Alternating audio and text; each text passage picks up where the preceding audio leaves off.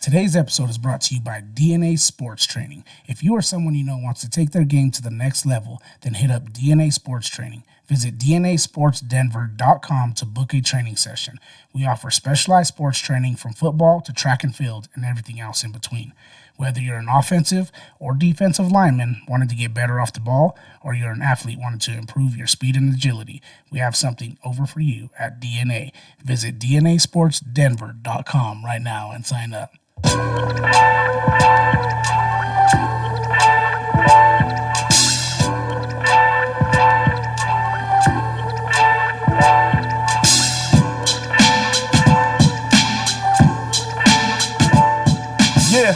Yeah, we're back again, baby. Episode 47. Backing at it for another one. What's going down, brother? How you doing? What up, dog? It's me, Coach Dom. Coach Al. Coach Al here. Up in the mix. DNA Sports Denver, DNASportsDenver.com. Make sure you go there, check it out.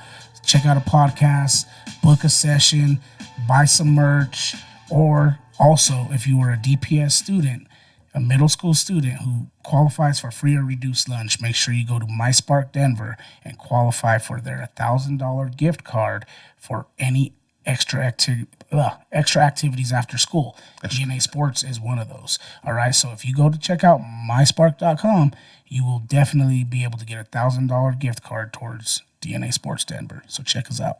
Yo, again, mysparkdenver.org. Check that out. I realize it's .org. Oh. I just want to make sure we get it right. I'm not trying to be a dickhead or anything like that. No, thanks for the correction, sir. It's not a correction, bro. It's just a reset. As always, hit up DNASportsDenver.com. Make sure you book a training session. Get up with Dom on that defensive line. Get up with me on that offensive line. We do some speed and agility. We can do whatever, really, man. Anything that you guys want to get into, we can set a personalized plan for you. Let's get it. As always, if you want to participate in the podcast, hit up DNASportsDenver.com/AskDNA. Suggest some things that you ain't been hearing, man. Stuff that you want to see, stuff that you want to hear, stuff that we're not getting to. Make sure you get up there, make your voice heard. We'd love to hear from you guys. We'd love to hear feedback on what we're doing, what you think about what we're doing, and all that good stuff. So make sure you hit it up, man. DNASportsDenver.com. Yeah, man. And if you're a current athlete who is struggling with breaking down your film or grading yourself on film, and you want some help with that too, we have Chalk Talk sessions, right? Yep. Hit us up. We'll watch your film. We'll go over it. We'll tell you where you need to improve, where you're good at, and what you can still continuously build on. All those good things over at DNASportsDenver.com. So what Dom and I are trying to tell you is there's always something for you over at DNASportsDenver.com. Right. I think we said that about 17 times right now. So hopefully I think that's going to stick, bro. Yeah. I think it's going to stick, you know. That's what I'm saying. How you doing, bro? What's going on? Dude, I'm all right, man. Hey, do me a favor. Scoot this way just a tad, bro. Okay. I think I want to make sure we're not cutting you off, cutting none of that greatness off. Yeah. Nah, I'm good, bro. You? I'm good, bro. It's, our bye week for our youngins this week, and we needed it, bro. We have a couple kids that are, of course, school gets back in session and they're sick. And then, we have one of our kids who, almost took himself out with the pole and has stitches. So we needed this bye week, bro. So I'm glad that, we have the bye week looming. We got a lot of preparation that we're putting in, and, our next opponent better come with it, because we haven't been stopping just because we've been on bye. Yeah, no, it's a good time for a bye week. I think needed some family time, needed some catching up on football and other things around the neighborhood kind of stuff and around the house kind of stuff, man. So it's good. It's a good time for a bye week. Kind of weird that we kind of got a bye week next weekend, so to speak, because we don't play on the weekend. We play next Monday. Monday night, baby. Monday Night Football, bud. I'm with it. Let's go out and get it, and travel up to Windsor to play, but Future All-Stars? Future Legends. Future Legends. Complex. I like that. I'm excited to see that. I hear that facility's Bro, it's state-of-the-art. It's a beautiful facility, and no better way to do it than a Monday night game on a school night after school. Yeah. But hey, these kids are going to get an experience that they've probably never experienced before, and they may not experience again. You know what I mean? But it's going to be a great game, and this time you said it earlier with your 3 Fs, Right? You said football, Football, family, family, and fishing. fishing. That's what this bye week has meant to me. Hey, bro, both of us, right? Because we had football. Yo, We both got to spend some time with our family. yo. And then we both went and made sure that we stopped by with family That's right. and checked out and supported our brother over at Cutthroat Anglers and Barbers. Yo, You know shout what I out mean? to Shout out AJ. to AJ doing his thing, bro. Shout out to Matt over in the fly shop at the Canyon Fly Shop. Yep. Yeah, that was a cool little event, man. You talk about community and you know what Cutthroat and them were doing over there, AJ and them were doing over at Cutthroat. It was very community oriented yesterday. Them sweaters are dope. I have to go swoop me up a sweater. The sweaters are super dope. You know what I want though, man? I told AJ this a little bit too. Is I just want a sweater with Cutthroat on it. Like I love the buffs too and all that, but I also want to just support Cutthroat too. Yeah. You know what I Did mean? he tell you that they have other merch? Yeah, he did. He's getting a lot of other things in works over there too. Yeah. Went and hit that fly shop, man. Travis is up there tying flies. I don't know if you got a chance to meet Travis, the long hair brother. I did see him. That just puts them works of art together. Yeah. Dude, that's talk about a hobby that can be pretty expensive, but also like very rewarding. It's fly time, bro. And I don't know that I have the ability or the patience to start tying flies. Maybe I will at some point. Right now, it's just easier for me to just go buy some flies from one of these guys that do it really well. Yeah, no. But some of the flies that he was tying up yesterday, dude, were just the patterns, the color schemes, and you know, he started breaking it down for like what they're mimicking, and I was like, oh shit, dude, like I didn't realize all this stuff is in the river. Yeah. No, you have to, right? You have to, if you're going to use a fly, it should be something that looks like it's from the environment, right? And so it's smart that he's doing that. And shout out to them, bro. It was his end of the summer, you know, barbecue for the business. You know, a lot of people stopped in. Some may not have been able to make it, but still showed their love and support for what he got going on there. You know, Jalen was out there when I got there. I don't know if he was. Oh, I missed him. Jalen was there for a little while when I got there. You know, so it was a good environment, bro. I got to watch the last of that. You know, I guess you'd call it a game, but you know, if you're pushing away from what happened just because of one game, then we know where you stand, right? Don't hurt yourself or twist an ankle falling off the bandwagon. That's fine. Yeah. You can jump off, whatever. I mean, I think if you're a football realist, you understood what was going to happen. Now, maybe I didn't see it like that, you know, and we had a little conversation before we started recording about how, and if you guys don't know, we're talking about the CU Oregon game, but we had a little conversation about how much Travis Hunter would have helped that game out. And yeah, maybe he provide a little bit better coverage on some of the receivers, and maybe he would have been able to get open or provide a different element of threat. Yeah, the one thing on offense, I think maybe more impactful on offense than he would have been on defense in that game, just because it gives Oregon someone to think about and focus on. Like, look, if he's shutting down your best receiver, you just go to your other receivers. Yeah, you're right. And when you have Bo, yeah, right. When you have Bo knows Bo. Bo, hey, you know what? Bo Nix is a great story, dude. He is, bro. And you know, he didn't work at Auburn and then come to Oregon, and he's a Heisman candidate. He's one of the only quarterbacks to throw for over 50 or 55 touchdowns in 2 different college programs. Wow, it's incredible. It's incredible. And only a year and 4 games? Yeah, 4 games. Yep. A year and 4 games at Oregon, and he's already exceeded 50. Bro. Well, he came on the scene as a freshman at Auburn, you know, and did his thing. It fizzled out, didn't work out there for whatever reason, and then came to Oregon, reinvented himself, and bursted onto the scene last year to the point where this year he came in as a Heisman candidate and as a hopeful and as a legit candidate. And you know, watching that game yesterday, yeah, he's legit, bro. And Oregon's a very legit team too. And I think a lot of people got caught up in the hype with CU, and there's a lot to be caught up in there because, you know, when it was as bad as it was last year to get to where it was at this year, that's a big jump so far, you know, and there's nothing wrong with getting caught up in it and being a part of the hype. I just think Oregon was on a different level yesterday, and they're a top 10 team for a reason. They actually, honestly, in my opinion, their ranking should be a little bit higher than it was, but you know, it's a top 10 team, man, and you're going into a hostile environment. You got to come with your best game, and if you ain't got your best game, you see what happens. Yeah, you know, and And for those who are maybe CU fans or may just be supporting what Prime's doing and bringing to Colorado football, which, that's where I fall in line. I'm not going to sit here and act like I was a CU fan my whole life and Skull Buffs. No, listen. Last week we were at the game. It was Skull Buffs, and I was all. I was like, that's what you were saying last week, though. And they do have a fan out of me now because of what Coach Prime is bringing and what he's doing, and even in his post game interview, I was pleased. Right, he didn't sit up there and make no excuses. He said, "We got a good old fashioned butt whooping. No excuses needed. They were the better team. They were well prepared. They executed their game plan, and we didn't." Yep. You know what I mean? And then he also addressed the people who said, and this isn't us being humbled either. We don't need that. Yeah.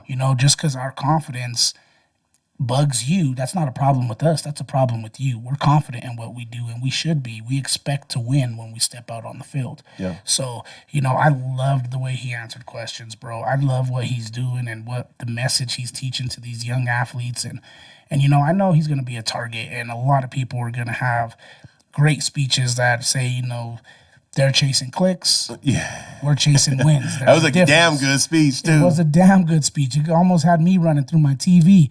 But, bro, they're going to be that target, and CU knows it, and I expect them to bounce back. I don't know if they're going to bounce back with the win because they got a tough opponent coming up. Yeah. But I do expect them to bounce back with a better performance. Yeah, man. I would agree. Like I told you, I think he had that speech written since prior to the season even starting. I honestly feel like that speech could have worked for USC too. You know what I mean? In terms of this ain't Hollywood, we're playing it on grass and blah blah blah blah. Like I think what USC does that kind of fits the mold for that speech too. So who knows who is he might have had to bust that out a little sooner than he'd wanted to. But nonetheless, I like what Prime did say too. He's like, hey, get us while we're at our worst. Yeah. You get us right now while we're at our worst because this is the worst they're gonna be. And I respect that, man, because you know what? I turned on the radio yesterday and I turned on the TV yesterday after the game, and I knew what I was going to hear. I knew what I was looking for. Yep. And I was looking for these naysayers, Social media. These folks jumping on, oh, I told you that it wasn't going to work like that. I told you that wouldn't work against good teams. And it was already built up to that. Excuse me. Built up to that this week. Yeah. There was the ESPN report where they polled coaches that CU's already played this year and some other folks in the media. And they're like, yeah, it's coming to an end this week. Like, you know what? They went up against a better team. Right now, Oregon's a better team. Yeah. Are you interested to see how Oregon, everybody's going to watch to see how CU responds to this game. But I'm interested to see how Oregon responds to this game because I feel they bought into the hype. Yeah. Right? This was their championship game. This was probably one of their best games they play all year. And that's a respect to CU, right? It is. Like that's where it's gotten to this point where when CU comes into town, these teams are like, oh, we got to give our best foot forward. This is our Super Bowl. This is our conference championship this year. CU's coming. Exactly. Yeah. And that's a testament to what Coach Prime and them coaches are doing up there at CU, bro. I really believe that. I don't take it as disrespect. And I mean, some could look at it that way, but in reality, what it is you're on their radar now. Mm-hmm. There's no more lowly CU flying underneath people's radar. Every game they're going to go to, they're going to get the absolute best from that team. And that's also, that's good for CU too, though, because, I mean, let's face it, bro. Like, sometimes you'll go into a place and a team looks over you and, what happens? Like look at yesterday, USC and Arizona State. I think USC is looking forward to CU a little bit. Arizona State, man, there was 2 costly turnovers early that gave Arizona State a lead in that game. USC responded and did what they were supposed to do as the number 5 team in the nation, and they shut that game down. But I think teams can overlook a team, and so kudos to Oregon for not overlooking CU. Mm-hmm. They're on the radar. CU's that team now where they're on everyone's radar. Everyone's going to give them their best shot.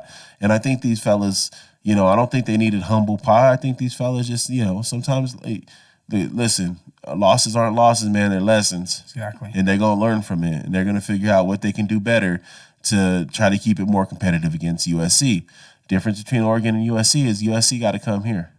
You know, and the way that atmosphere was last week, I can only imagine it's going to be like that for USC. Yeah. Probably be some more SC fans in the stands. Unfortunately, I know a few of them that are going, but CU got some real good opportunity here, man. Looking at how things are unfolding, I was watching that Washington State Oregon State game last night. Oregon State fell short, made it competitive at the end, but they were losing by a couple touchdowns most of that game. I think CU got a very good shot to finish pretty high in the Pac-12 their last year there. And you know, I think when we came into this season, a lot of people were happy if they can get anywhere from 4 to 6 wins. 6 wins would be the best, you know, case scenario, being bowl eligible. I don't see why bowl eligibility isn't a realistic possibility here. I don't believe so much in Oregon State. Washington State's legit. They can score the fucking football. Like they can put points up. They're going to be a tough team to beat. But I don't see Arizona State beating us. I don't see Arizona beating us. So I think there's 3 or 4 more wins out there for them to get to bowl eligibility, get to something like 7 or 8 wins, man. And that's a big stepping stone for this year, because next year when Coach Prime gets out there on the recruiting trail or on the transfer trail and gets some more beef up front, that's what CU's lacking. They're lacking it in the trenches, whether it be on offense or defense. They're lacking size in the trenches and they're lacking depth in the trenches. So they can't just keep putting out guys out there. That's where the game was lost yesterday, in my opinion. Yeah, for sure. They have pieces there, right? But they just don't have a solidified group. Yeah. And when you don't have unison on the offensive line, for sure, Yep. it shows, especially when you go up against a talented team like Oregon. And shout out to Blake Purchase, because Blake Purchase from Cherry Creek was doing his thing in that game. He was out there, you know, making plays. He hurried Sanders to get the ball out right away. He might even got credited for a sack or 2. But he was balling out, bro. Colorado kid, Cherry Creek, you know, true freshman out there doing his thing.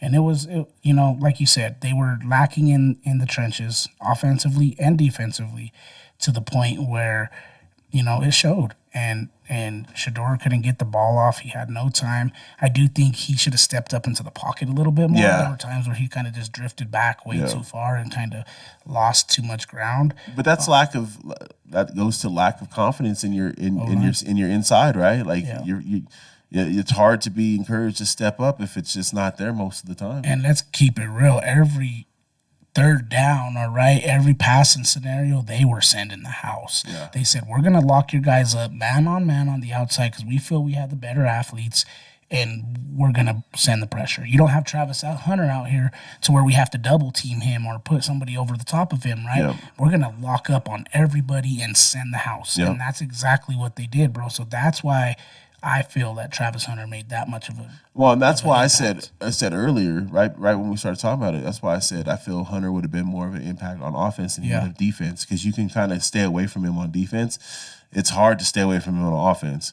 You know, you've got to account for him on offense. Offensively, for Oregon, another person that had a really big game yesterday, and this is another Colorado kid, is Terrence Ferguson. He's from Heritage High School, junior tight end for Oregon. They were able to do some things with their tight ends over there. Yeah. Really, their passing game was working, but I think it was a lot of the pace. Like early on, that pace was just ridiculous, bro. They get the ball, they're on the ball again. They're on the ball again. First down, boom, on the ball again. And let's not factor in CU mistakes. Really buried them early. There was an opportunity to get off the field and hold them to a field goal, and it was still 7-0, and penalties extended the drive. There was an opportunity. They had it when it's 13-0. They had them down at their 17-yard line and forced them into a punt, and they give up a 30-yard run on a fake punt, which, you know, come on, you're not expecting it there at the 17, but we still got to be prepared for it. That extended that drive, made it 21-0. And before you know it, the game was done. The game was out of hand, and you're not going to be able to catch up. You know, one thing I've noticed with CU, and this is going 4 weeks now that I've seen this, is penalties. Yeah. Little mistakes. They were good the first week for the most part. The discipline was good. But since the Nebraska game, the penalties have been more and more, and the lack of discipline's really been catching up to them. And you can do that against the CSUs, the Nebraskas of the world, and get away with it. It's hard to get away with it, but you can do it. You can't do that against top 10 team in the country and expect to get away with it. You can't allow them to extend drives when drives should be ending, especially if you don't have the depth up front to be able to work through the grind. You know what I'm saying? So, you know, shout out to them. You know, shout out to Oregon. They played a perfect game, did what they were supposed to do. That's how they're supposed to play that game. Yeah, man. It was a great. I mean, it was a great thing to see, right? It wasn't a great game. I don't want to sit here and say it was a great game, but we've seen a lot from CU that they have to build on and improve from. And we've seen a lot from Oregon that people got to open their eyes and say, "Oh shit, that's one of those teams we got to beat. Yeah, That's that team that's going to be there at the end." You know what I mean? So that's a good football team, bud. yeah, so we're gonna have to see him. Speaking of good football teams, man, there was some good college games yesterday. But one of the most exciting, most anticipated game of this weekend was number 6 Ohio State going up against Notre Dame, number 9 Notre Dame. That game was great, bro. It was a defensive slobber knocker. You know, I expected it to be a little bit more scoring than there was with both of those offenses, but offenses sucked. but those defenses were great, man. And they played a game down to the very last seconds. So that pass that got him down to the one, got Ohio State down to the one. I was like, no, you can't let him get there. I think it was third down. Yeah. And they get down to the one. And then once they got down to the one, dude, I was like, there's so many things that you can do from right there. Yeah. Even if it is just 3 seconds and no timeouts left, there's still and they did. They ran read option and got right in there. It's hard. It's part of the reason why last week when we were talking about CSU, and I don't mean to go back, part of the reason why I thought CSU should have went for that 2-point conversion in overtime once they got the tying touchdown is because there's so much stuff you can do from the 2-yard line. Yeah. Your playbook is so wide open that it's hard for teams, and especially if they're not able to stop you up front, it's hard for teams to make the right decision. And that's hindsight's 2020. But this Ohio State game, they got down there to the one. Kyle McCord hit a nice little pass down there to get them down to the one, and then they finished the deal. And it's got to suck for Notre Dame, man. I like their colors. Yesterday was greened out with the gold. That shit looked dope. It did look dope, and I'm gonna tell you what, bro. I don't know if the Fighting Irish gave everybody the blueprint to what to do with Marvin Harrison Jr. Yeah, but their defensive game plan and their schemes and their disguised blitzes and disguised coverages that they were throwing at Ohio State were remarkable. They held Marvin Harrison Jr. to 3 receptions for 32 yards. Wow. And, that's potentially a top 10 wide receiver pick coming out, top 10 pick coming out next year. I mean, arguably the best wide receiver in the nation right now. There's so much you can do to a receiver to kind of take them out of the game, and there's a lot of things you can do with blitzes and kind of blitzing a certain side of the field to keep the quarterback from looking that way. So it's hard to put the blame on him solely, but I think more so than putting blame on anybody, you got to give credit to Notre Dame and what they did with their defense, the way they schemed it up. I think they did a fantastic job not letting. And I know that Ohio State ended up having a running back go for over 100 yards rushing, but they also did a good job keeping them bottled up a little bit, not allowing them to break free. You think Ohio State, you think that they want to get out there and dominate the trenches and move the ball a little bit, and I think Notre Dame did a really good job about not allowing that to happen. Yeah, Ohio State had a very impressive running game. In a tight game like that, you're going to need those 100-yard rushers to pull it out, and then you're going to need those role players to come in and end the game. And that's exactly what happened in this, right? They had Henderson, who went for over 100, and then they had Tranium, if I pronounced it wrong, Tranium, who's the one who scored the game-winning touchdown. So, you need those guys, and you need that kind of depth in order to really make a push in these tough college football games in a tough environment. Well, and it's that known commitment to the run, right? That they're balanced they're for the most part on offense. McCord was 21 of 37 for 240, and then the rushing game was 27 for 126 yards, right? 2 touchdowns. It's that commitment to the running game, though, that makes running a possibility when you get it down to the 1-yard line with 3 seconds to go, and they know shit. We got to defend the pass and the run because they've been running the ball. Effectively, we gotta stay true to it. So I think you'd like to see a little bit more out of Notre Dame's passing game. Sam Hartman, with what they're doing. Again, you can attribute that to Ohio State defense. I mean, they play ball too. They scheme well too, and they're trying their thing. Notre Dame was definitely committed to the rush. 39 carries, 176, and a tutty. It was great to see that game, that atmosphere. We were talking about it a little bit last week, previewing it. Shout out to my cousin Josh. He was like, "Man, I'm glad you guys are talking about Notre Dame, Ohio State." Yeah, we talk about everything, bro. Yeah, bro. And aside from that, there was other college games that were awesome. We got USC coming up. Yep, They're coming to USC. town. They just beat Arizona State, who you were talking about, right? Yeah. Not so much of a good opponent, but they put up 28 on them. So hopefully that's something for us to build off of and say, if that's a team we're counting on beating, putting up 28s on SC, then maybe we can do the same thing. And we'll see, bro. Like every game is a different game. Every opponent is going to play the other opponent differently. So, Well, how about Florida State and Clemson going to overtime yesterday? God, that was the game of the weekend. You think so? So far. Oh, yeah, for sure, bro. I mean, I think Notre Dame and Ohio State was ridiculous, but the way Florida State ended that, you know me, that's scoop and score, baby. Yeah, yeah. That's my forte right there. Like, that was beautiful. Florida State's balling. Isn't it fun? I think that's like the funnest way to end the overtime game in college. Is Is it a turnover or defensive something? touchdown. Yeah, or a special teams Yeah. touchdown, really, too. Or you can in college, actually. But Well, you block a field goal into Yeah. return it, but that defensive touchdown, dog, because it's like fucking keep the offense on the side. We got this. You know what I mean? Yeah. Alabama took out Ole Miss.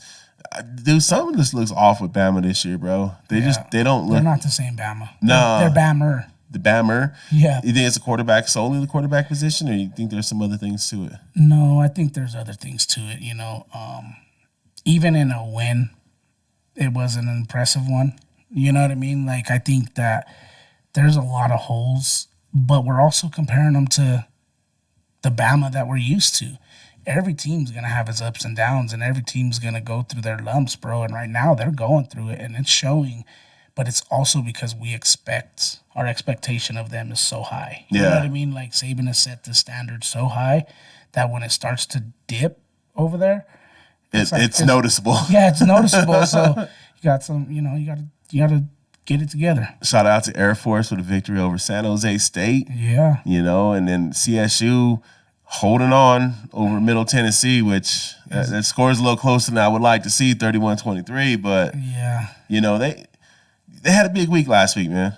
Yeah, that's the same thing they were saying about CU too. Is that was a tough physical game, even though CU was expected to go in and kind of put it on CSU. That took a lot out of both of A them. lot of emotion. Yeah. A lot of emotion there.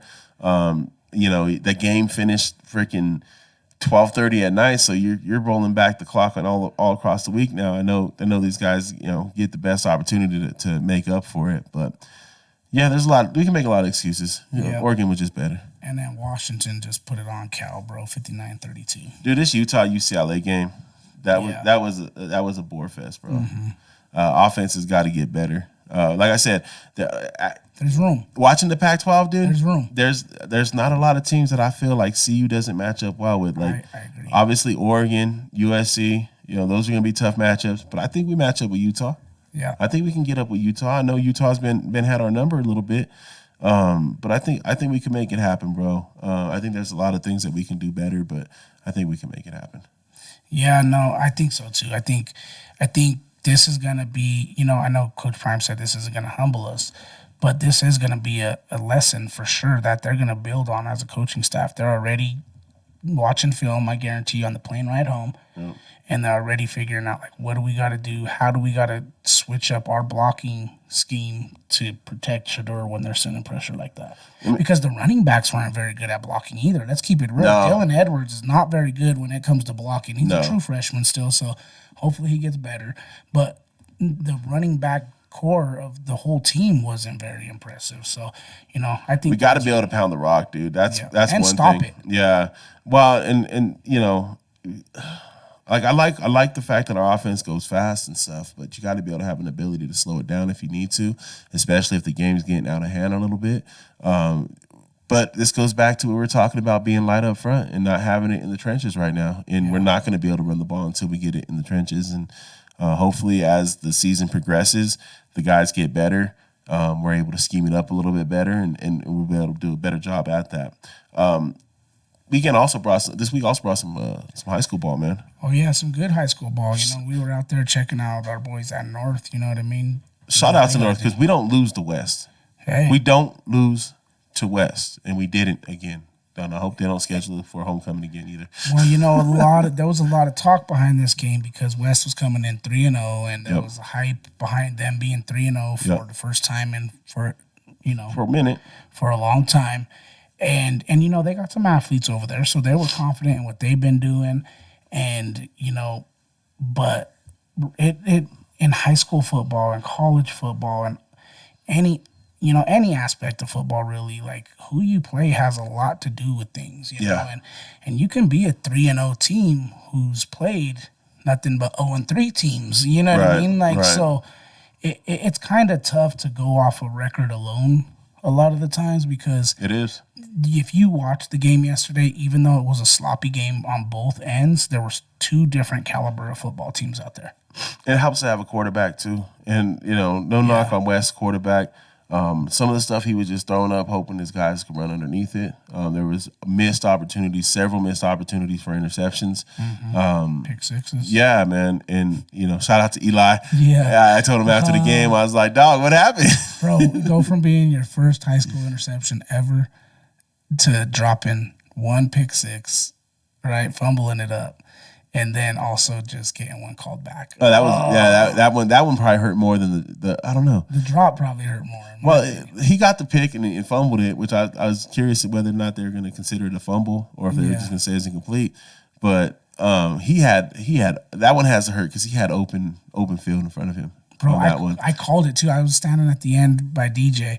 Right, we're in the end zone that they're obviously he would have been scoring in, and I said this play's going to be a pick six. Watch.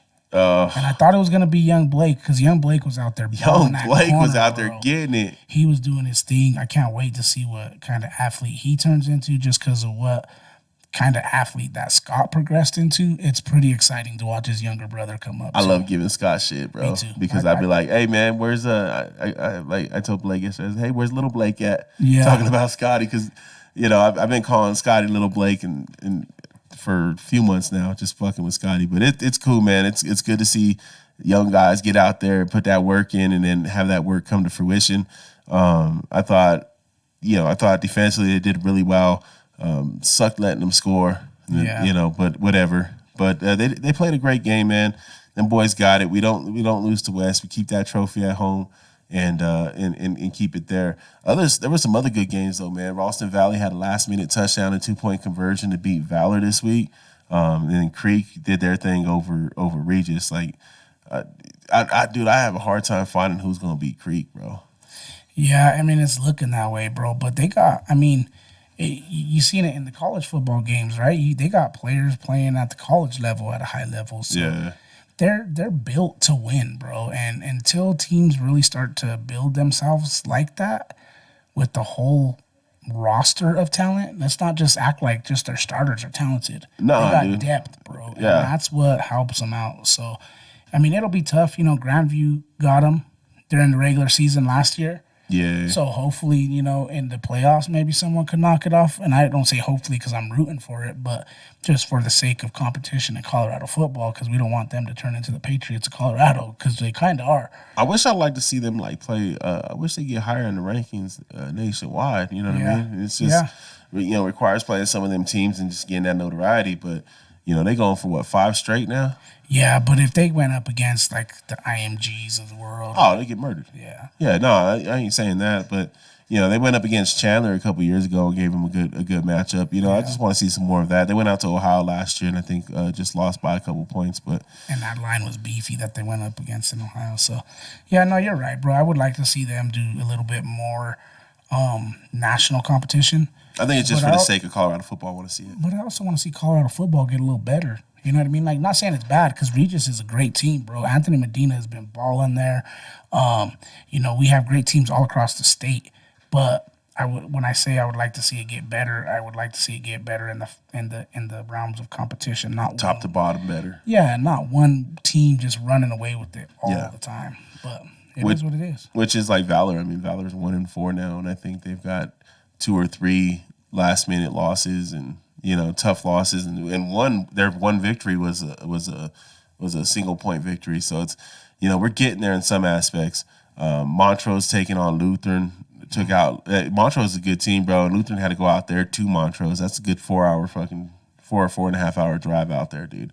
It's not easy. But Montrose looks good. And then Broomfield, with a comeback against Brighton, they were down against it. And, coaching change over there, say what you say about the situation. They're doing is continuing on with what they did last year. Defending state champs, they're 3-2 now. The losses against Erie and Holy Family. The one against Holy Family was a last minute touchdown.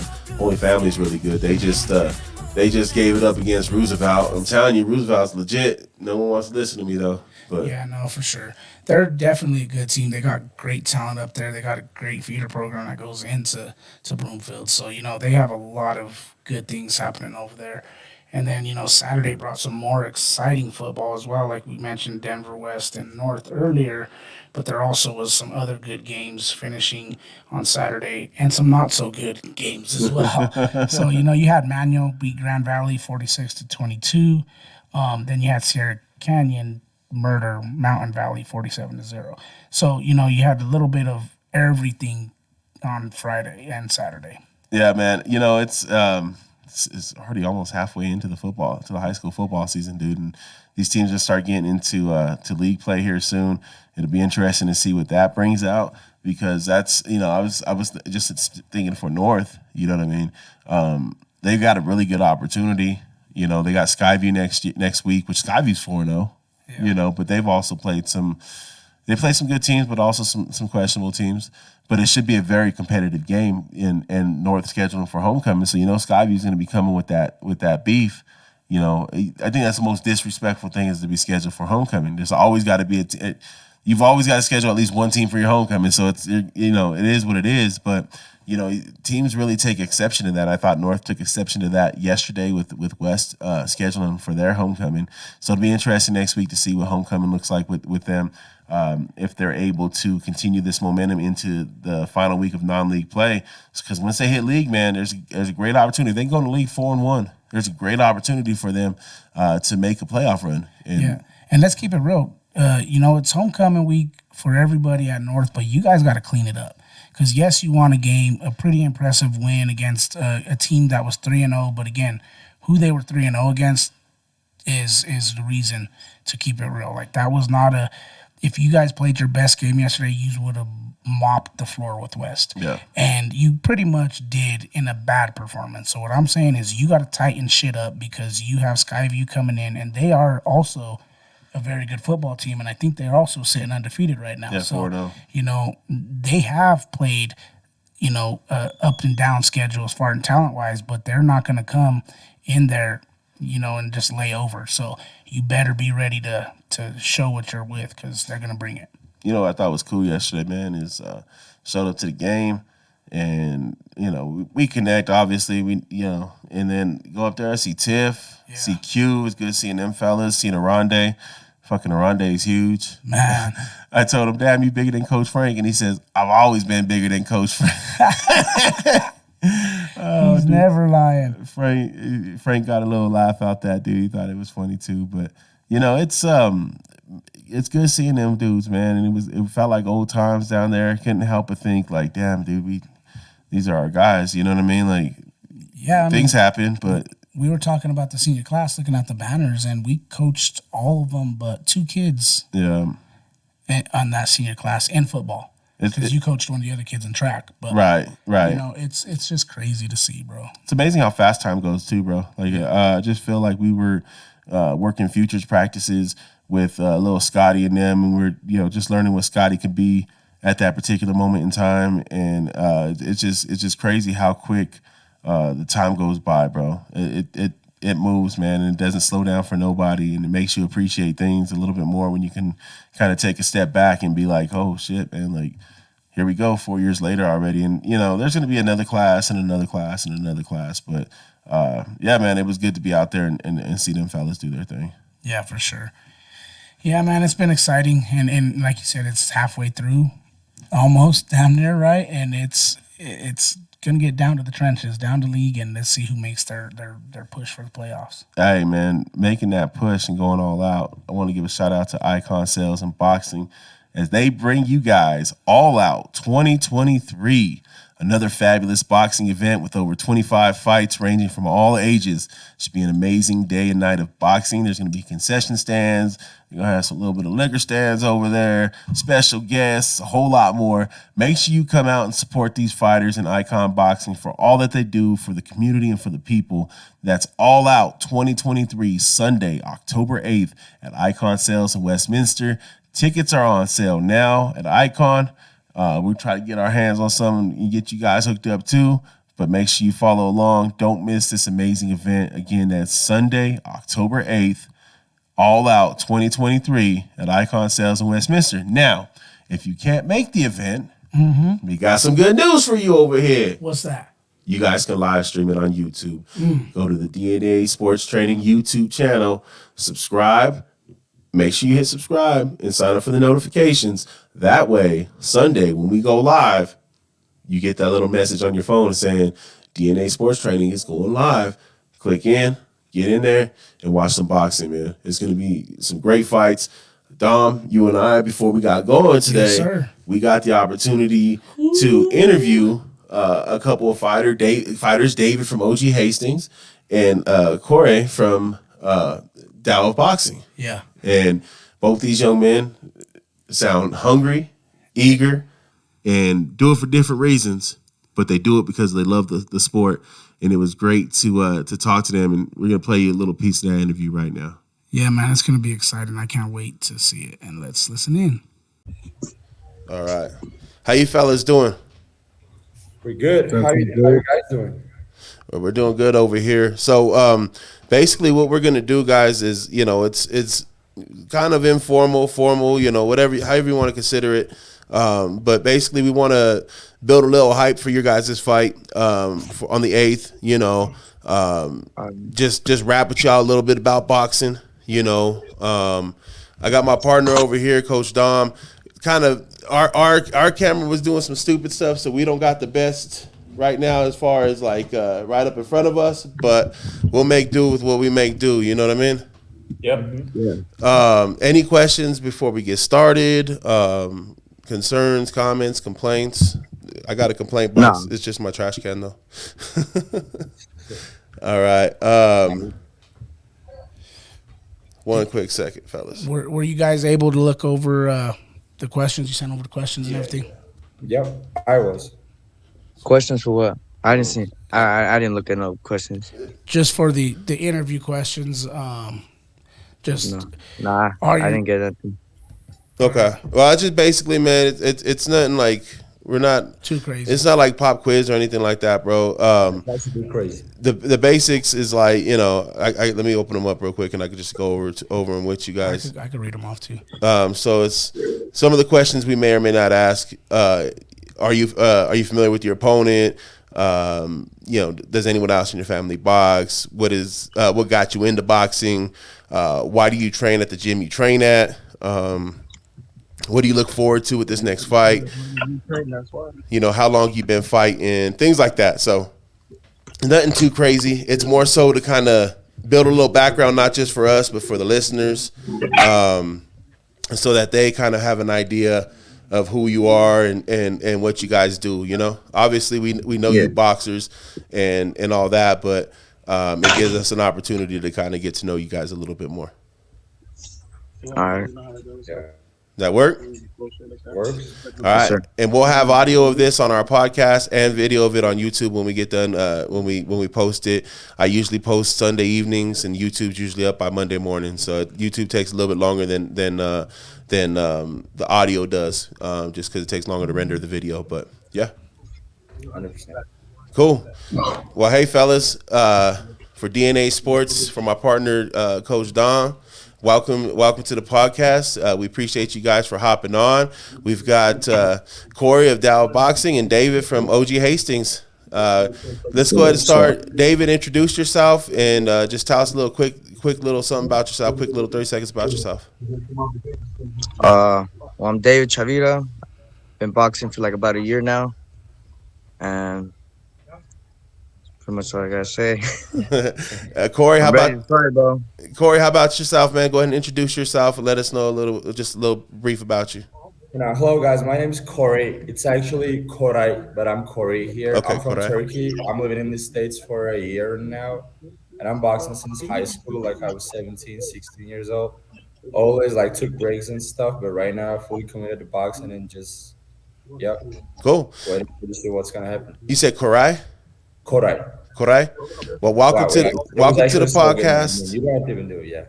Welcome to the podcast, David. Welcome to the podcast. We appreciate you guys. John, you want to hit the first question? Yeah, man. Hey, welcome. We're happy to have you guys on, and we're excited for your fight. We're going to get a little bit more familiar with you guys as fighters. David, my question for you to start off is: are you familiar with your opponent? No, I'm not. But I'm ready to fight. Been training every day, and best of luck to him on the fight. And we'll just see who the better man is that day. Nice. And Corey, same question to you, brother. Are you familiar with David at all? No, I didn't know him. So let But me he looks ask, like a great. let me ask you guys a question. You guys been boxing. You guys box a little bit. You guys have a lot of fights, right? How common is it that you end up going against somebody you're not familiar with? David going to go first, and then Corey will go after. Well, usually all the opponents I go against, I don't know who they are. Yeah. Okay. I'm not Yeah, from here, so everyone I go against is new face. Yeah. yeah. The same thing goes for me too, because I always fought amateurs in Turkey. We only have like Olympic type of amateur fights, and it's just you see your opponent at the fight time, and that's it. You fight and you don't see him again. So, with that being said, with not having too much familiarity with your opponents, does your training just stay pretty basic on what you do, or do you just lean on what you do best? If you're if you're quick with the hand speed, is that what you lean on? What do you lean on if you're not sure what your opponent's going to bring to the table? Uh, I'm sorry. Go ahead. David. Go ahead and go first, and then Corey, you can go next. Me, I just try to focus on my conditioning, try to get my conditioning up since it's going to be in Colorado. I know the velocity over there is different, the altitude or whatever is different. So just try to make sure that my stamina is going to be there the day of the fight, That's and I important. work on a lot of other things too. And Corey, same question to you, bud. Dude, and like as Dao boxing, we always try to go like the purest boxing we can go. So it doesn't matter which opponent we're facing against. It's like all counters, all type of fighters we're trying to get ready against because it's not just a fighter. It's like a whole marathon that we supposed to be ready. So it's just cool. And so, Don, Yeah. Does anybody else in your family? You said you've been boxing since high school, Corey. Does anybody else in your family box currently or at all? No, I'm the first and only athlete in my family ever, man. Okay. David, what They're about all you? like farmers and stuff like that. Oh, okay. David, same Well, question for you. for me, well, no one in my family boxes. I barely found out a family member of mine box, Fernie Boruel. He's from Denver as well. Yeah. But other than that, my family, all we do is fight in the street. Would fight in the streets, and Yeah. get. And now it's just me and my brother that are fighting right now for amateurs. nice. Nice. So, and this question's for both of you gentlemen. David, you can go first, and then Craig, you go afterwards. What do you enjoy most about the sport of boxing? Like, why do you box? I enjoy that only one man come out victorious, and the better man comes out. We see the better man, and I like that at the end of the fight, there's nothing but respect. Core?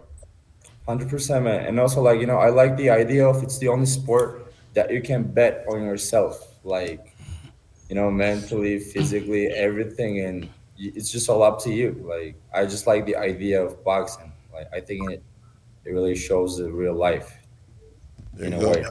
There's something about going through some tough times in training, right? Having to work your tails off and put in that extra work. And sometimes it seems, I mean, you think about it. We coach football, and I coach track a little bit. And, with a lot of that, we put a lot of time in during the week for 60 minutes of pleasure, right? 60 minutes of joy. The game is our joy. And with boxing, you guys go in there. If it's three 2-minute rounds, that's 6 minutes. You guys are putting in one set of work. for just minutes of action. And so there's a lot that goes into that, and a lot of mental stuff that you have to get by in terms of mental blocks and being able to overcome that stuff. 100%. What do you guys enjoy most about the gyms that you train at? We'll start with David and then move on to Core. That just that they push me to do my best and make sure that I that I'm putting in that work and prepare me for my fight so that I'm ready. And Core? Dude, like I just like the fact that every individual in this gym just goes crazy about boxing as much as I go. Like everyone just tries to improve, like think something, some technique, details, something about boxing, and we just full of people loves and thinks boxing, man. That's what I love to be in that gym. Are there any, Corey? I'll start with you on this one. Are there any boxers that you see similarities within yourself, or that you would, do you kind of look up to, or is your favorite boxer per se? Dude, I would definitely say Andre Ward, and yeah, Andre Ward Yeah. would be the answer to that question. Okay. What about you, Like David? achievements, because he's always successful. He's always so solid. Like always shows what he says that he can do, and Uh huh. I think that's pretty solid. Like for an individual as a boxer, Yeah. Stay confident and then show it in the ring, right? 100%. Being able to show it, being Yeah. able to show walk the talk that he does all the time. So I like it. Yeah. And our weight classes are same, almost at the same, and body types are a little similar. But it's always never mirroring some other guy. It Yeah. just takes what will work for me. But still, I just admire the guys. Like, For sure. yes, yeah. Yeah. What about you, David? I would say Lomachenko and Mayweather because Mayweather I like his movement, his head movement, how he escapes from punches, Hmm. and Lomachenko I like how he he moves and like he throws counters. Like I don't know how to explain it. Like I just like the way he finds his openings for every punch he throws. Yeah. Yeah, for sure. And a lot of those guys that you guys just mentioned, and us, we're doing this today, right? Everybody that does anything in life has a why and a reason of why they do those things. I'll start with you, David. What is your why? Why do you box? To be honest, I like the sport. I love the sport, and for the money, cause I'd be watching fights. And I'm like, all right, this guy's just running the whole fight. He's not throwing punches. Why can't I do that? I already fight in the streets. Why not put it to use and put it in the ring and try to make some money off of it? Yeah, Cool. So it's for the money and for my family. that's what's There up. you go. Corey? Dude, like, the why goes too deep, a lot of whys, but I can only say at the end, it's just to prove it to myself. Like, prove it to myself that the person I am, that the person that I say I am. So I'm just gonna show it to myself that I am the person I talk. So that's why I love boxing. It gives me an opportunity to make myself to see myself like a super clear. Yeah. Hey, I'm gonna go a little wild card here. Okay. And this wasn't on the list, but we just had about 2 months ago, Earl Spence and Bud Crawford meet up in the ring. I see David smiling over there because Nebraska represent, and I know, and it was a great fight, man. I think it went maybe not as expected as it. I think a lot of people picked Bud. But at the same time, I don't think people expected Bud to be as dominant as he was. What did you guys I did think of not that expect fight? that fight to be like that at all. Yeah, I mean, I was rooting for Bud. I think Dom was rooting for Bud. We talked about it, numerous times, all the way back to October of last year when they were supposed to fight, get the fight set up. So, what did you guys think about that fight, and what do you think that fight meant for boxing? And we'll go David first, and then Corey. What was that end part again? I didn't hear it. So, what did you think of the fight, and what do you think that fight meant for boxing? What did I think about the fight?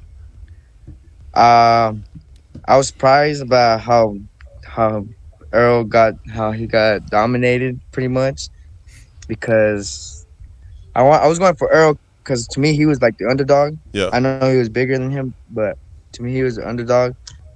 But Bud came out and he put in that work and Yeah, I don't know. I don't really think too much of it, but it was a really, really good fight. Okay. And Corey?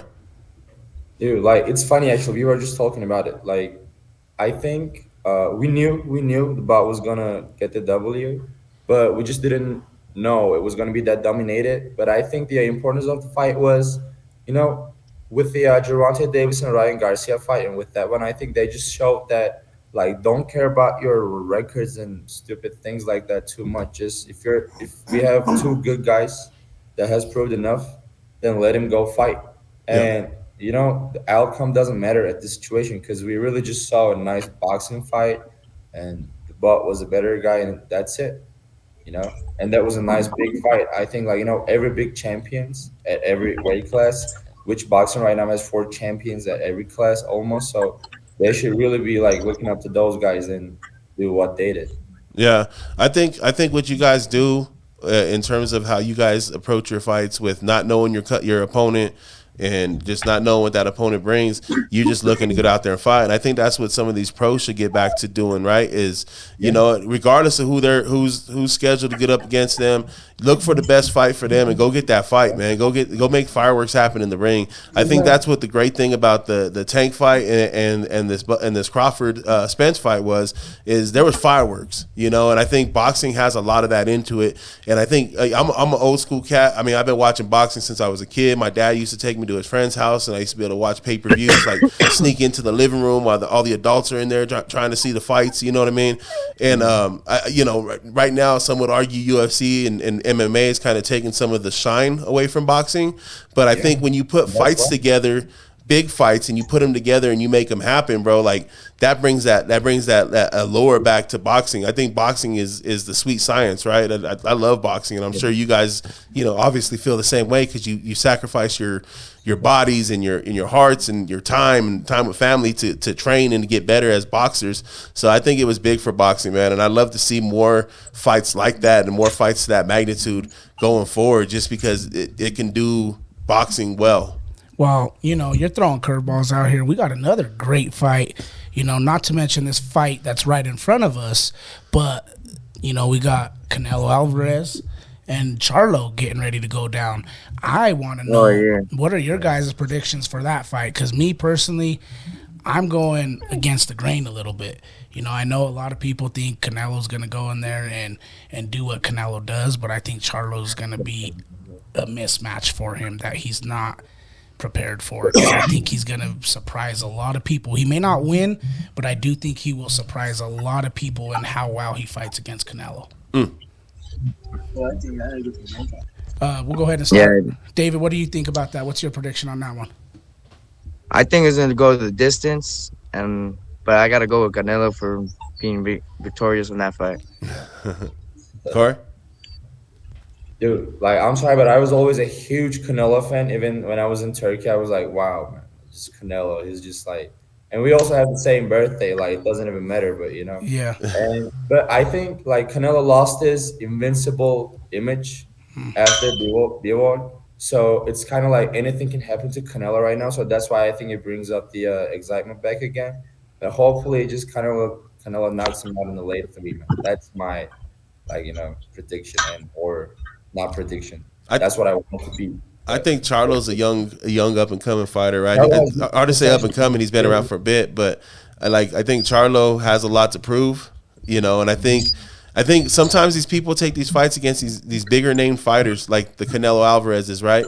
And that's a perfect opportunity to make a name for yourself, to be like, 100%. Oh, hey, I'm on the map now. Like I knocked out Canelo. Yeah, being able to say I knocked Canelo out would change everything. So. Yeah, I think it's gonna be a good fight. I'm excited to see it. I think I'll stick with Charlo. Yeah. Hey, so let's enough off of them. We're here for you guys. We're here to talk about you guys. I also want to kind of spice it up a little bit in the fun of the sport, right? Be respectful and things of that nature. Last time, Corey, we seen David. David had a pretty impressive win here in Denver, and he left with the fight of the night, and he pretty much controlled the pace of the fight the entire time. What are you doing what do you want to do to counteract that, and how do you become victorious in this fight? I mean, like, because in our heads as a team, we want to go to the top of the boxing, right? So it's just another process that we need to go through. And, I'm just like trying to make our team, trying to make my game plan, technique, the boxing feeling just perfect as much as we can make it. So that, like, it will just be another test. Even though it's hard or not, it doesn't matter. Because, like, with all due respect, if I cannot go past Martin Gomez, then I cannot go any further. Yeah. Like, you know, David, same to you, man. Hey, last time you were at an Icon fight, even you won match of the night, put on a sensational match. So, what are your thoughts on how you're gonna approach this match, and what do you see the results being? Me, I get hit. Gotta hit you back 2-3 times. Get hit, get one, get it back, and keep going forward and try not to go back the whole fight. yeah. Not backing up and keep coming at you. I have a feeling that this fight might be another fight of the night. Fight of the night, baby. Let's make it happen. You have Go. David, right, on one hand, that has this, they both have this different chip about them, right? Yeah. They both come from different upbringings. They both have their own struggles, and you can see it in both of them right now, right? They're the character of who they are and how they hold themselves. And David say, "You're gonna punch me, I'm gonna punch you back." Yes, sir. And while he's doing that, Corey's smiling and he's nodding his head because he's like, "Yeah, that's what I like to see." I have a feeling this is gonna be a brawl, bro, and I'm excited. I can't wait to see this fight. Shout out to the both of you guys for being who you are as individuals, regardless of the outcome of this fight. You are very respectful. You guys are holding your own, you know what I mean? And you're training for a reason, and you're fighting for a reason, and you're holding that down. So continue to do what you guys do, and I can't wait to see you guys get in that ring, Thanks, man. yeah, man. Sunday, October 8th, All Out 2023 at Icon Boxing, Icon Sales, and here in Westminster.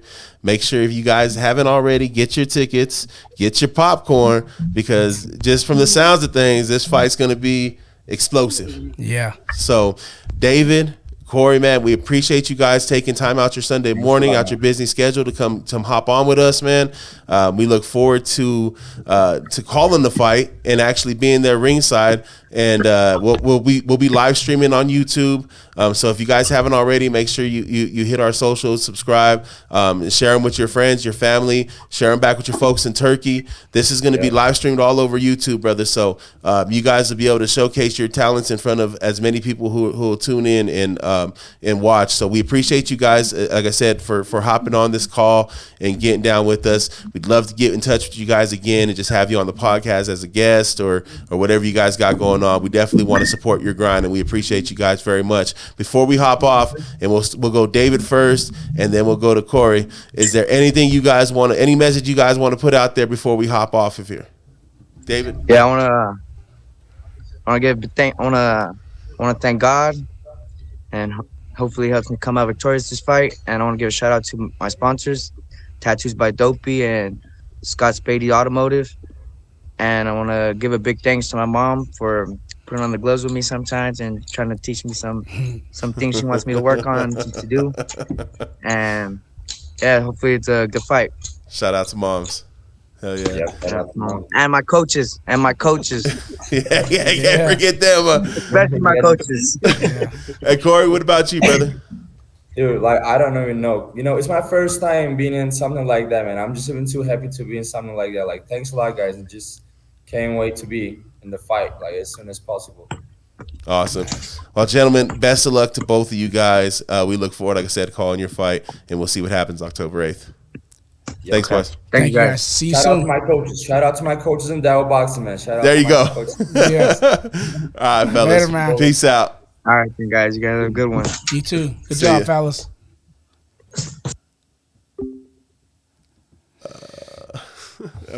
Bam. And at that, we got boom, and we're back. Boom. And that was an exciting interview, bro. I cannot wait till the fight night and it all goes down. All Out 2023. It's going to go down, baby. David and Corey got me hyped. The Yo, interview was let's amazing, go, dude. bro. Like, Let's go. I think they're two different people fighting for two different reasons. But come All Out 2023, they're gonna be all out. And you can hear the passion, man. You can hear it. David's a man of few words. Yeah. Corey a little bit more spoken. Yeah. But they both got passion. And you can hear the passion. They love boxing. They love what they do. I find it interesting with David, talking about, he fought in the streets and now he figured he could try to get some money out of it and try to make something else happen, something more positive happen by fighting in the ring. And I think that's what I love about athletics, man, is like you can take a kid that, we see it all the time when we used to coach high school ball, kids that are just finding trouble. And then you put them on the football field or you put them, doing something organized and they find themselves. And opposed to finding trouble, they find themselves and they become better people. For sure, man. And that speaks to me. That speaks to me because I've been through it. I didn't just go through it. I grew through it. Yep. You know what I mean? Like, so, and shout out to David. He's doing the same thing and it's going to be an exciting fight. And you can tell in both of their eyes, right? You've seen the hunger. I've seen the pain. Yep.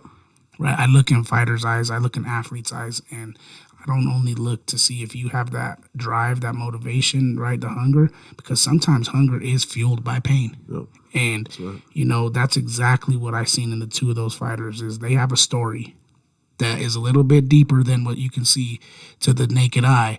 But, they're here, they're going to make their mark, and then they're going to tell them stories. So I can't wait to follow both of them in their careers. Sunday, August 8th. Or Sunday, October. Like, damn, going back in time. Damn, dude. Sunday, October 8th, All Out 2023, presented by Icon Boxing, Icon Sales. You can go check it out live, or you can YouTube channel that shit and watch it live. We'll be broadcasting it. Dom and I with the play-by-play and the color commentary. We had a blast last time we got to do this. Met some great people. Met Cashflow Diaz and everybody that we got to meet out there, man. It was a blast, but looking forward to doing it again. Dom, I want to throw a little curveball, man, because we talk about a lot on this show. Yeah, we don't talk about the ladies so often. I know, man, and that's a surprise for me because I support all women, all athletes. Especially I think it's awesome when women go out there and do what they're told they can't. Yeah. I love when somebody, regardless of gender or anything like that, when you're told you can't do something and you prove everybody wrong, that's what is amazing to me. And so I like this curveball, bro. And it's subjective, it's all subjective. But I was just reading this article on CBS Sports about the greatest female athletes of all time, and it got me to wondering, Dom, who do you think are the greatest lady athletes of all time? Well, I don't want to steal the thunder a little bit, right? Because I know there are a lot of obvious people that are going to be said. Yeah.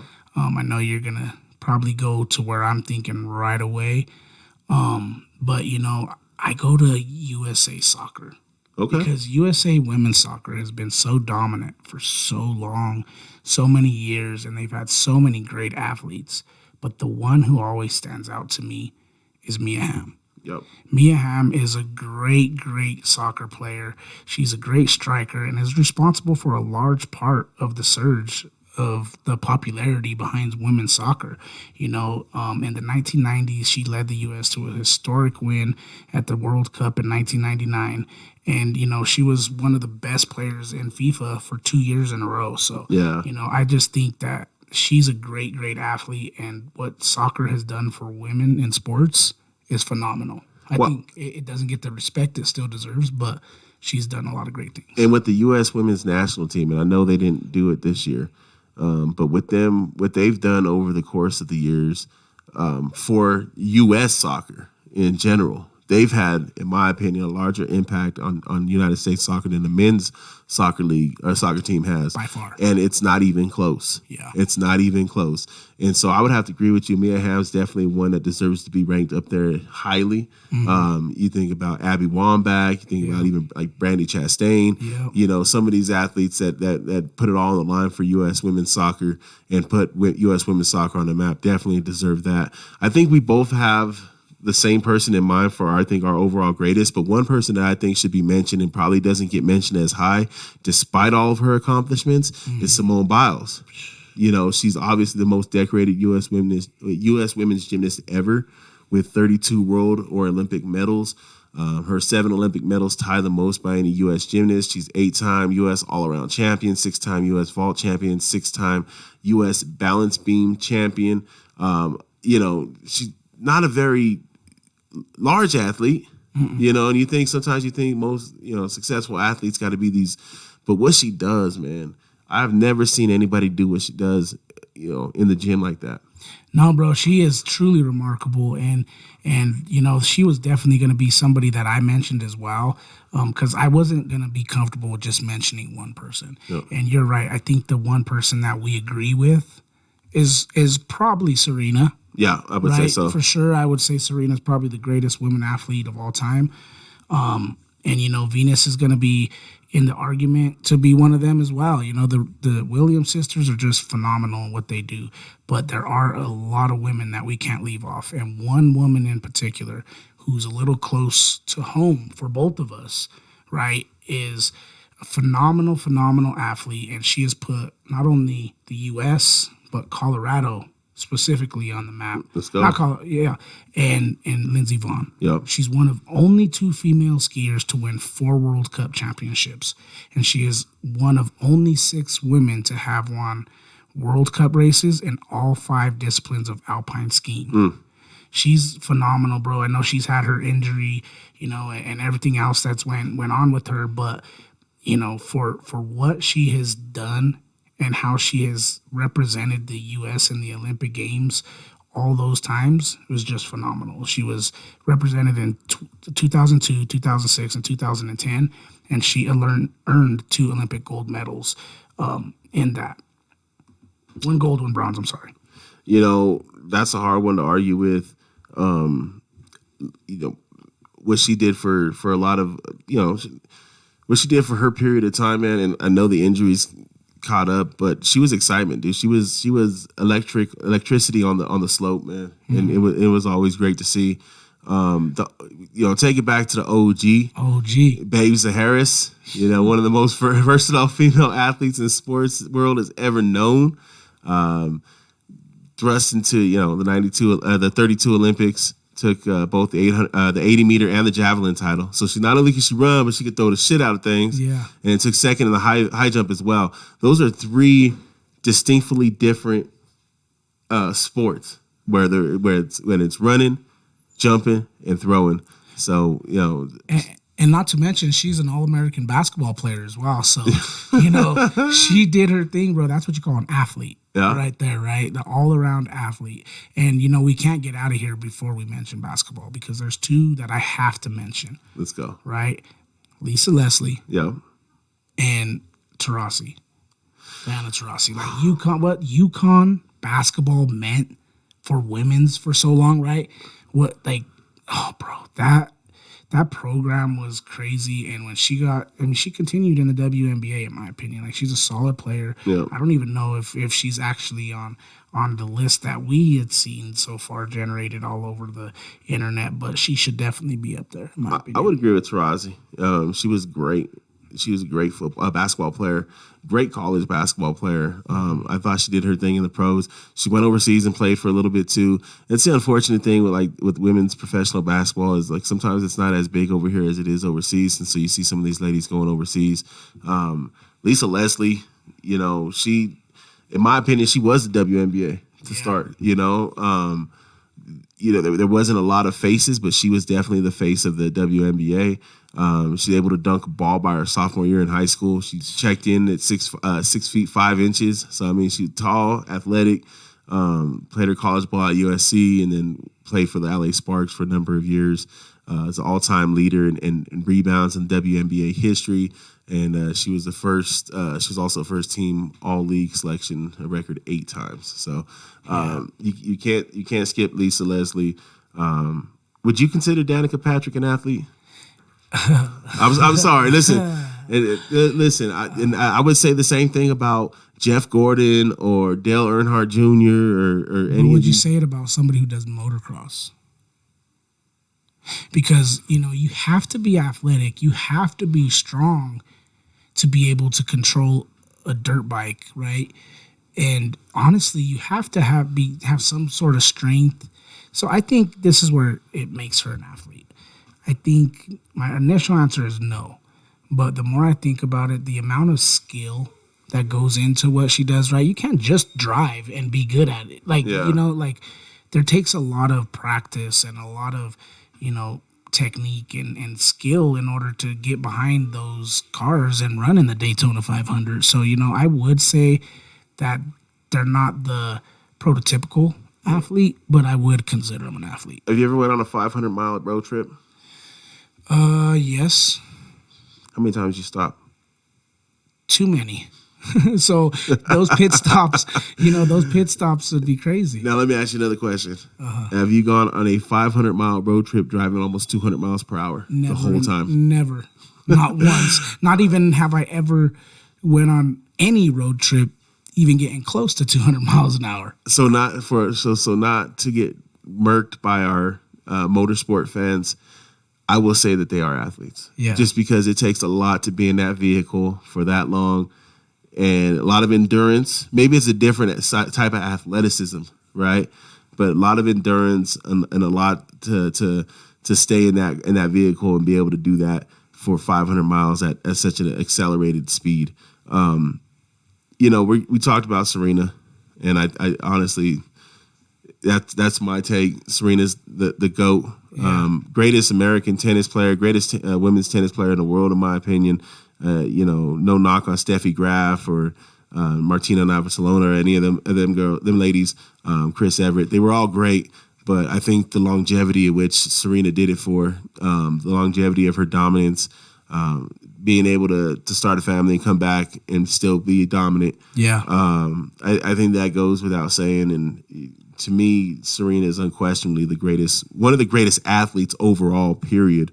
Of all time, but is most definitely, in my opinion, the greatest women's athlete ever. Yeah, and you know, I'm going to my daughter's volleyball game directly after this, so it would be remiss of me to not mention the GOATs when it comes to women's volleyball. Yeah. Beach volleyball in particular for the U.S., Misty May Trainer and Kerry Walsh Jennings. Yep. You know, they dominated beach volleyball, winning 3 consecutive gold medals in 2004, 2008, and 2012. So, you know, they are definitely top athletes when it comes to USA sports. And, you know, I couldn't leave today without mentioning them. I've been watching. I had been watching them so long that I remember when it was just Misty May and Kerry Walsh. Yeah. Before they had the hyphens at the end of their names, but Yeah. they had been dominant for a long time. And you know, you don't think about beach volleyball much, but when I do think about beach volleyball, I think about their names. Yeah. For sure.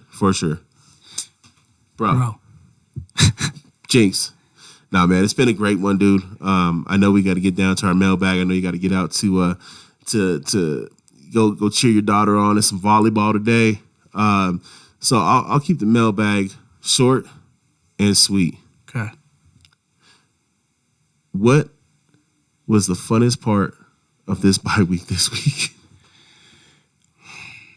The funnest part of this bye week this week for me was going and watching North. You know, I mean, I know it's football, right? I packed it back with more football. But for me, bro, like I don't get an opportunity to support those around me as much. You know what I mean? And Saturday was a good day because Saturday, you know, brought football and I got to go watch one of my nephews chase, you know, the scoring title and also have a good performance. And then my other nephew, you know, dropped his first music video. Nice. And, you know, both of those were very proud things for me. So shout out to Wes Drew. You know, he just dropped his video streaming on YouTube. Check him out all over and streaming on all platforms. But those are the 2 moments for me Saturday. Man, mine was, I didn't do shit. But I ran around with the family yesterday. We went and stopped by AJ's shop after the game. You know, I went to the game with you. We met you at the game. But got to hang out with the fam. Went to AJ's shop afterwards. Stopped by. Took my sons inside the fly shop and shout out to Matt. Matt had a football and handed Malachi the football, and it was over after that. And so while we were outside, Isella and Zion were finishing eating. Me and Malachi were playing catch with the football. That's what's up. And that was it, bro. Like we sacrifice a lot to be on the field with our team, and we miss a lot of moments with the family. So it wasn't much, bro. Like we play catch for like 7 minutes, 8 minutes. But it was just being able to sit there, play catch with him. Then we ran around, did errands, and came home, made some dinner, made some chili arianos that were fire. And it was just nice, bro. Just it was just nice being with the fam, bro. Being able to have that love and not have to get somewhere, not have to worry about sacrificing time with them today because it was with them. Yeah, man, we have to take the time to appreciate those little blessings in life. And we have to take the time to do those things as well. You know what I mean? I know we get overconsumed with sports, with DNA, with coaching the little guys, with going to the high schools and everything. But we always have to take that time to take a step back and enjoy the people that support us the most. Speaking about the people that support us the most and enjoying them, give quick shout outs as we get out of here. Shout outs to English Laser, Icon Sales and Boxing, Anytime Flood Restoration, Play Harder Podcast, our boy Zach G, Rebel Promotions, Black Sevens, Janice's Catering, Lash All Beauty, Cutthroat Barbers and Anglers, The Canyon Fly Shop, Wolfpack Football, baby. Yes, sir. Wolfpack Football. Shout out to DNA Sports. Yes, shout sir. out to all you listeners. Shout out. I'm going to give a special shout out to Oversight Construction. What's up? And the 23rd letter for sponsoring these young athletes, Icon Boxing and Sales. Everybody who supported and sponsored the athlete, thank you very much from the bottom of my heart. I'm out. Yo, we appreciate you guys. As always, man, tune in for more. Subscribe to the YouTube channel. All Out 2023 going down October 8th. Make sure you subscribe to that YouTube channel. Shout out, happy birthday, my boy Zion. 2 years old on Tuesday, man. I love you, Etho. Hey, we're out of here, man. Let's roll. Happy birthday, Zion.